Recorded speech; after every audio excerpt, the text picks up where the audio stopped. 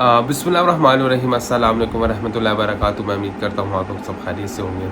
तो बिलफ़र्ज़ अगर आपको एक डॉक्टर आपको कहता है जाकर आप अपना ब्लड का जो है वो टेस्ट करवा कर आएँ और आप टेस्ट करवाने जाते हैं और इन केस जो इन्फेक्शन वो सोच रहा होता है डॉक्टर वो ना आए, तो आप सब लोग कहते हैं कि भाई टेस्ट करवाएं और पैसे भी ज़ाया हो गए। तो ऐसी मेंटेलिटी पाकिस्तान के अंदर काफ़ी है। तो इस वीडियो के अंदर अब आप सोच रहे होंगे कि मैंने ये वाली आपको एग्जांपल क्यों दी है। मैं आपको बताने जा रहा हूँ कि हमारे एक सब्सक्राइबर थे, उन्होंने अपॉइंटमेंट ली नवंबर 2023 में।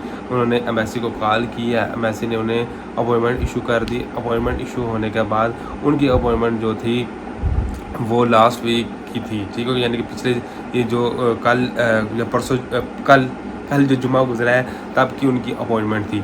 जब अपॉइंटमेंट वाले दिन वो गए हैं, यानी कि देखिए नवंबर की आई है, नवंबर के बाद दिसंबर, जनवरी, फरवरी, मार्च, अप्रैल, 1 2 3 4 5 महीनों के बाद उनकी अपॉइंटमेंट आई है और अपॉइंटमेंट की डेट आई है। जब अपॉइंटमेंट सबमिशन करवाने गए तो उनके साथ क्या मिसहैप हुआ और इसके अंदर जो है गलती वो मेन मैं इन्हीं एप्लीकेंट की तस्वर करूँगा। तो वीडियो को शुरू करने से पहले आप लोगों से रिक्वेस्ट है कर चैनल को सब्सक्राइब कर लीजिएगा। सोशल मीडिया के जितने लिंक्स हैं डिस्क्रिप्शन में मेंशन है, लाजमी विजिट कीजिएगा, काफ़ी ज़्यादा इन्फॉर्मेशन आपको मिलेगी।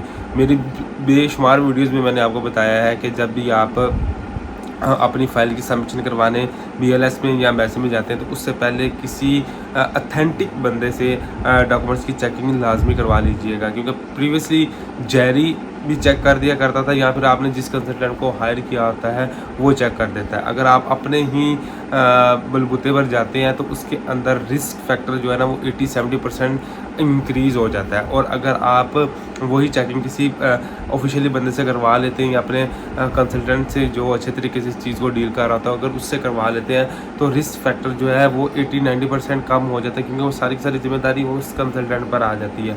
तो मीन वाले इन्होंने भी ऐसे ही किया कि इन्होंने जब अपॉइंटमेंट वाया कॉल ली तो बड़े हैप्पी थे और बड़े खुश थे और बड़े कूल एंड काम हो गए कि अब तो हमारी सबमिशन हो ही जानी है।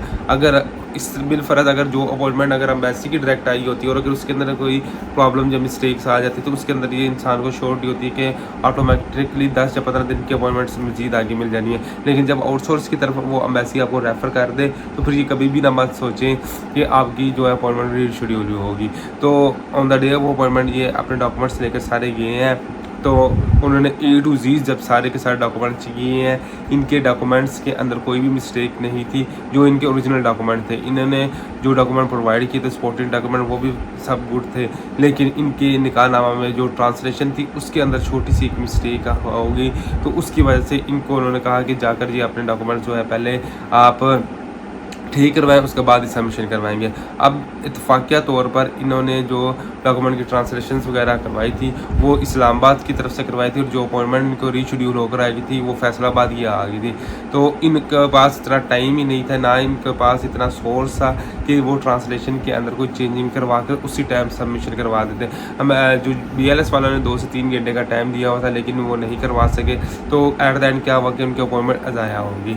तो यहाँ पर मैं आपको ये बता देना चाहता हूँ कि जब भी आप अपने डॉक्यूमेंट्स की सबमिशन करवाने जाते हैं तो आप बेशक जितने मर्जी पढ़े लिखे हो लेकिन प्रोफेशनल बंदा प्रोफेशनल ही होता है, उसकी नज़र से एक दफ़ा लाजमी अपना जो है डॉक्यूमेंट्स को गुजार लीजिएगा। क्योंकि आप ये कह सकते हैं कि आप अपॉइंटमेंट को अवेल करने में इतने अच्छे खासे चार्जेस लगा देते हो, फाइल प्रिपरेशन में अच्छे खासे चार्जेस लगा देते हो, तो डॉक्यूमेंट्स की चेकिंग में भी अगर थोड़े बहुत अगर आप पैसे दे दोगे तो ये 5 महीने का जो वो कहते हैं ना टाइम आपका सेव हो सकता था।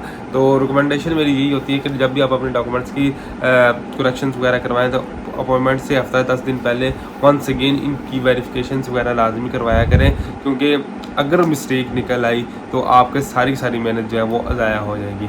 तो होपफुली वीडियो आपके लिए वैल्यूएबल ही होगी। होपफुली कि अगर आपको रिकमेंडेशन अगर डॉक्टर कहता है कि आपने ब्लड टेस्ट करवाएं तो लाजमी उसको करवाएं, ये मत सोचा करेंगे यार यहाँ पर तो पैसे ज़ाया हो गए।